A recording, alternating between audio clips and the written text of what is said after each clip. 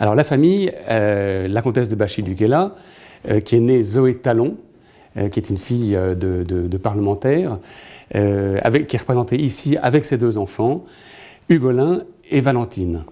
Alors Valentine, qui est représentée à droite ici sur le tableau, en train de dessiner son frère Hugolin, va épouser en 1825 Edmond, qui est le 5e prince de Beauvau.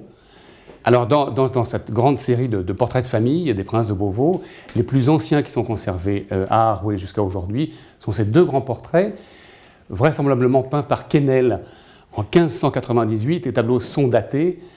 Nous avons ici Jean de Beauvau et son frère Louis. Ces deux tableaux sont extrêmement rares, d'abord parce qu'il s'agit de portraits en pied et qu'on a conservé aujourd'hui très peu de portraits qui ont conservé leur format original. Beaucoup ont été découpés pour faire des portraits en buste, d'autres ont été détruits. Et là, on a en plus un document extraordinaire qui est le dessin préparatoire qui est conservé à la Bibliothèque nationale et qui prépare, en fait, comme c'était l'usage à l'époque, le portrait d'abord par un portrait dessiné. Et à partir de ce portrait dessiné, le peintre va exécuter le portrait en pied. Alors un autre portrait de famille très intéressant aussi, presque affectif, puisqu'effectivement c'est le portrait de Marc de Beauvau. Et c'est Marc de Beauvau à qui on doit la reconstruction du château entre 1721 et 1725 avec l'aide de Germain Boffrand. Et le pendant, le portrait de son ami d'enfance, le duc de Lorraine, qui va faire de lui le prince de Cran.